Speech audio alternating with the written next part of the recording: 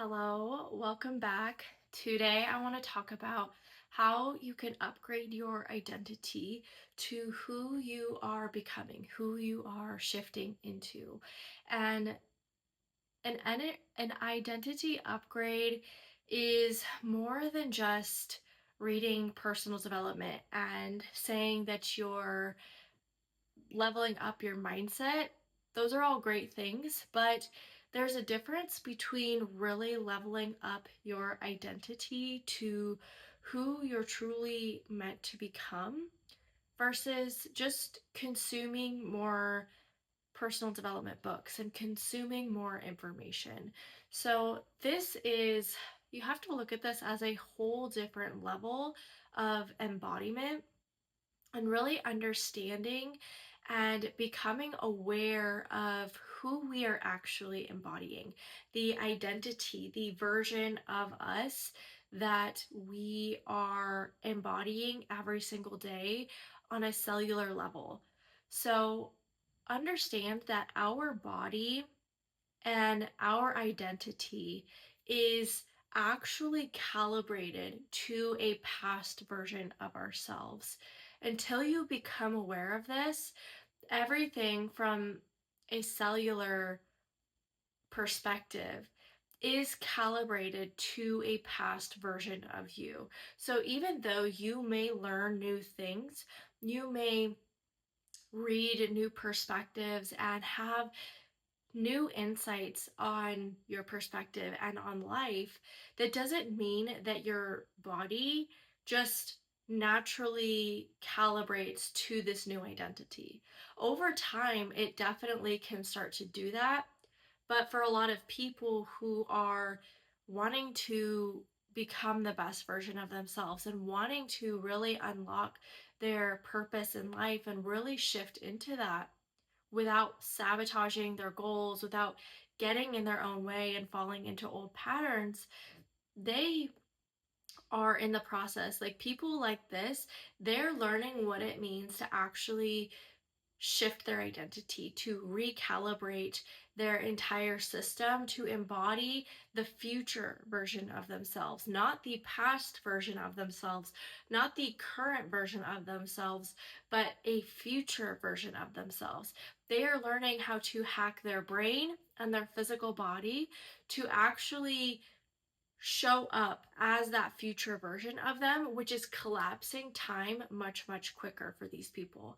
So, you have to understand what is embodiment and what makes up who we embody. So there's three components that I teach on that make up who we embody. The first one being our subconscious brain. So these are our core beliefs about how we perceive ourselves, about how we perceive life and everything around us. And there's obviously still things like the ego and the conscious brain that are helping us perceive things, but your subconscious is the part of your brain that really has these core beliefs of this is who I am, this is my truth. And this can be rewired, this can be reprogrammed, but until you remove yourself from the idea of this is who I am, this is who I will always be, then it's going to be really, really hard for you to actually change these core beliefs and understand that a lot of our core beliefs were adopted from other people. We learned from parents and society and adults in our life as a young kid their beliefs, and we took those as our own, and that's what molded us into what our core beliefs are, what our subconscious beliefs are, and that's what's making up our current identity. So you can see how maybe someone in your life that you grew up with taught you certain things that now you identify with, but maybe you're starting to question those beliefs. Maybe you're starting to question if, even though they've been your truth up until this point, are they actually true? Are they actually things that you want to continue embodying and using as your truth and your identity? So you have to look at the subconscious and really be able to separate yourself from your beliefs. And this can be a challenge for a lot of people because for a lot of people, they can't actually separate themselves because it they don't have a enough level of awareness to recognize that they are not their core beliefs. For many people, they heavily identify themselves with their core beliefs. Therefore, anytime their core belief is disrupted or questioned, it rattles something within them because they are feeling like their entire being is being threatened. This is how it is perceived for people who do not have any separation from their subconscious beliefs with their identity. Now, people who understand subconscious work and learn how to actually retrain their subconscious, rewire their subconscious to the beliefs they actually do want to have and carry, they have this natural curiosity about life and about themselves. And they're on this journey with their life about really discovering more and more about themselves. And they're not directly tied to their subconscious beliefs. They get really good at recognizing when a subconscious belief is revealed to them. But because there is some level of separation from that, they're actually able to have the freedom to really ask themselves, does this belief serve me? And is this actually something I want to believe and adopt as my truth and who I am at my core? And they have that sort of free will, that liberation aspect of it. Whereas the people who don't have that level of awareness within themselves, they don't even have the opportunity to change their belief because it is so ingrained in them and they're so connected to it. They've connected their identity directly with it. There's no separation. Therefore, they can't have this curiosity because they believe that they have to defend it because it is almost like a threat towards themselves, and their animal instincts just naturally kick in when we feel like we're being threatened. So that's the difference, and something that does have to be learned when you are learning how to shift your subconscious. The other thing that plays into who we embody is the nervous system. This is the nervous system runs off of, responds to, and from these subconscious beliefs. So there is a level of it where it all works together as a machine.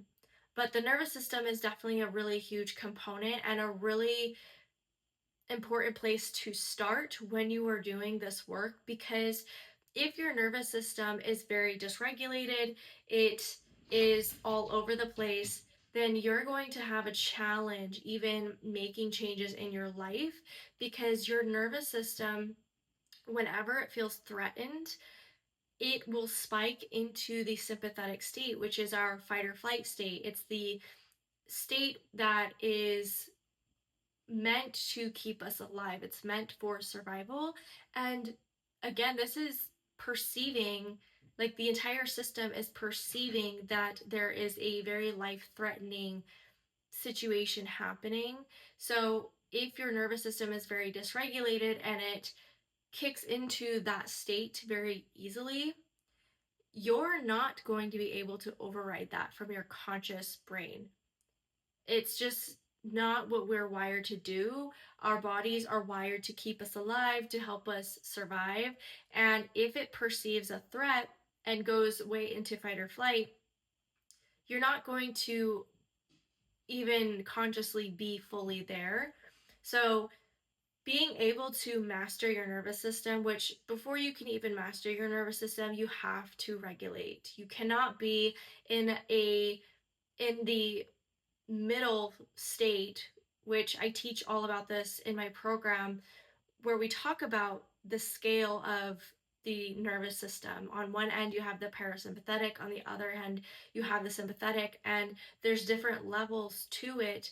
And for a lot of people, their baseline isn't parasympathetic where it should be. It isn't in that calm state. It's actually somewhere in the middle, which is causing a lot of dysregulation in the system. And it actually shortens your window of tolerance before you shift into that fight or flight. You're more likely to shift into the fight or flight when you don't need to. And this can really cause a lot of chaos within your system. So, to be in that middle ground somewhere, you do not have a lot of control over your system, even though you may think you do. Um, you have to be able to bring your system all the way back down to parasympathetic, and that needs to be your new baseline. And that does require intention, that does require work. It's not just something you can say, oh, I'm just going to be calm and start doing this. It doesn't work like that. You actually have to do work to train your nervous system to have a new baseline, to live in the parasympathetic again. And I teach clients how to actually use real life situations when their nervous system does try to override and kick on, using those situations specifically to train their nervous system.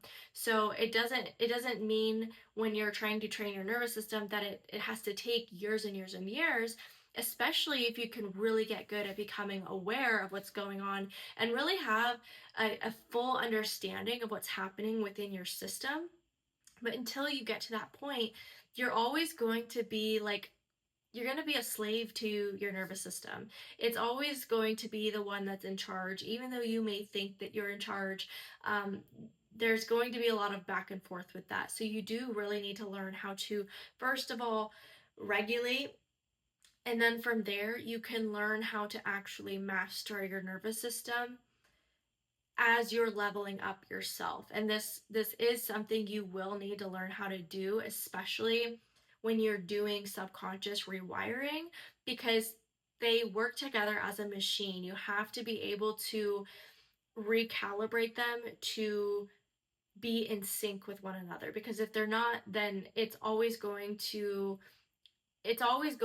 revert back to whatever your baseline is, so that past identity of yourself.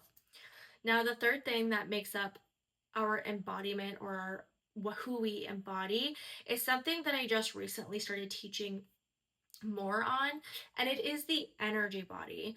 So we do have something called our energetic field, our aura, like whatever you want to call it, and I teach a lot about this.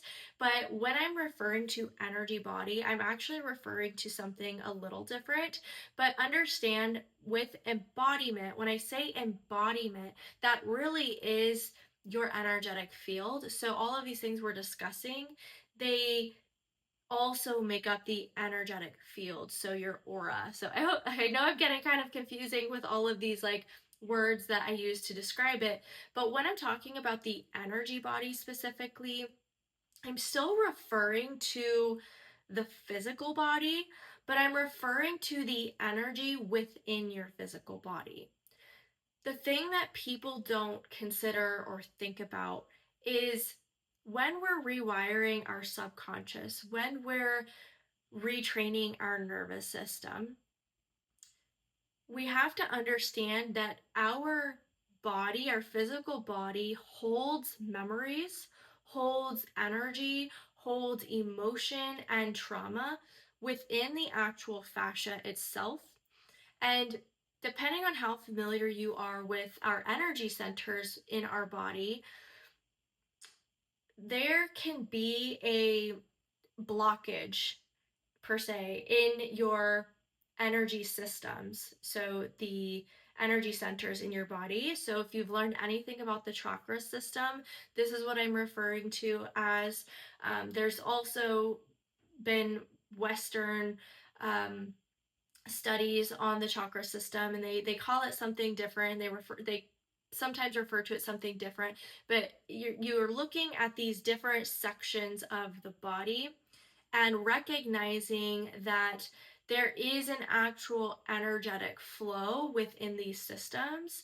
And for a lot of people, when they're doing mindset work or even subconscious and nervous system work, they're doing all of the right things. But for some reason, there's still some kind of block that they're hitting and running into that talking about and trying to think their way out of is not actually what needs to happen. And what actually needs to happen is there needs to be a physical releasing of the energy that is possibly being stored in the body and blocking different energy centers. And this is more of like what I've been leaning into teaching even deeper in my containers is learning how to learn the language of our physical body and giving it the space to release what it never got to heal.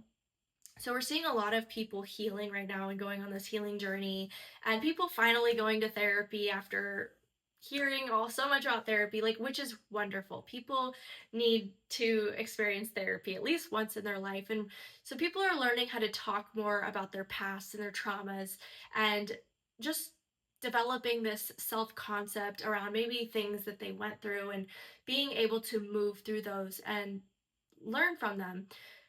And but understand that this is a mind thing that we're doing. This is a healing component of the mind and the psyche. The missing component of this is the physical body. The physical body experienced the trauma or the situation just as much as your physical mind did, your psyche did.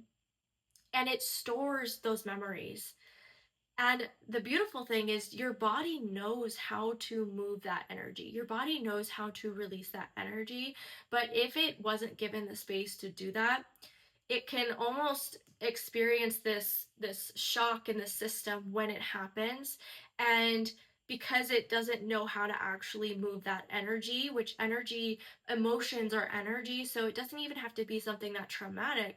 But the body, if it doesn't know how to move that, it actually can get stored in our fascia and block the flow of our energy centers. And why is this important? Because our energy centers represent different things within ourselves. They serve different purposes. And as you start to go on this journey with yourself, where you are deepening your relationship with yourself, you're deepening your relationship with God, you're learning what your purpose is, and you're unlocking more of your mission in life, whatever that is, how big or small. If there is blockages in your energy flow, that is going to prevent you from really fully unlocking who you're meant to become in this lifetime. And there's a number of different reasons why, but your body could have a block, let's say within your lower energy centers, and this is your body basically not feeling safe and secure in the world. Therefore, the way you show up, who you embody, is always going to be through that lens of deep down not feeling safe and secure in your life. Therefore, all of the action that you take in life is going to be with that underlying intention within it.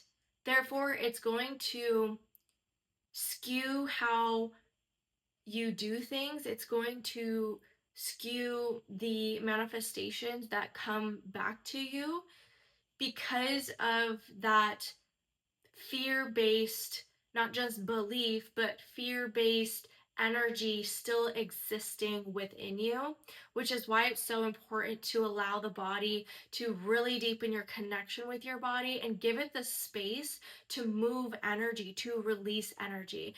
Ultimately, all this is doing is really, again, you experienced that emotion at one point in your life, no matter how traumatic, the energy got stuck, and because you didn't know how to actually move that energy out, it just stays lodged in there. And therefore, it's creating all of these blockages within you. And the higher up the chain of our energy centers, the more divine they become. So, the deeper you want to experience God, the more you have to really clear that out. And I talk more about this in other videos about the animal body and the spiritual body, but you're working with both. And until you really master the animal body and really understand it, your ability to access spirituality within yourself is always going to be capped. There's a difference between experiencing divine outside of yourself versus within yourself. And until you can really master that animal body, that's what's going to allow you to fully experience the spiritual body and the spiritual aspect of you, because we truly are spiritual beings, but we're existing in these animal bodies. So gosh, I went way more into that than I anticipated. But ultimately, those are the three things that do make up who we are embodying, and AKA, this is what makes up our energetic field and basically is the magnet to everything we pull in and attract into our life. So, hold on, I'm trying to read my notes here. Um, so, the last thing that I will leave you with is really think about the version of you that you are wanting to become and trying to understand her level of embodiment. So, those three things I talked about, really trying to understand how her level of embodiment looks different than yours. And once you can really start to see who she is and how she embodies herself, you can start to learn how to close that gap where, okay, this is who I'm embodying over here. This is the identity of who I am embodying, but this is the version of me that I want to become. And this is who she's embodying. Therefore, I'm going to do my best to start closing that gap, shifting my identity to embody that version. And as you do that, I promise you'll start to close the gap more and more, especially when you approach it from the perspective of the subconscious, the nervous system, and the energy body. So, if this is stuff you're interested in learning more about, you've been on a healing journey, you are a driven woman who is dedicated to becoming the best version of herself, healing all of the stuff you need to heal. You're likely the cycle breaker from generations past. You've been doing the work to heal the trauma that your lineage has not been able to heal. So if that is you, this YouTube content is definitely for you. So be sure to like and subscribe for more content like this. And if there was anything that resonated with you in this video, let me know in the comments. And I will be sure to put the next video up for you to watch. And I will see you in the next one.